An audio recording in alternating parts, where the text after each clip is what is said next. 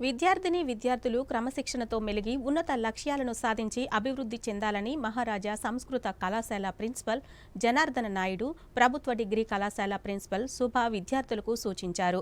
మహారాజా సంస్కృత కళాశాల ప్రభుత్వ డిగ్రీ కళాశాల విద్యార్థిని విద్యార్థులకు సంయుక్తంగా ఆత్మీయ సమ్మేళన కార్యక్రమం నిర్వహించారు.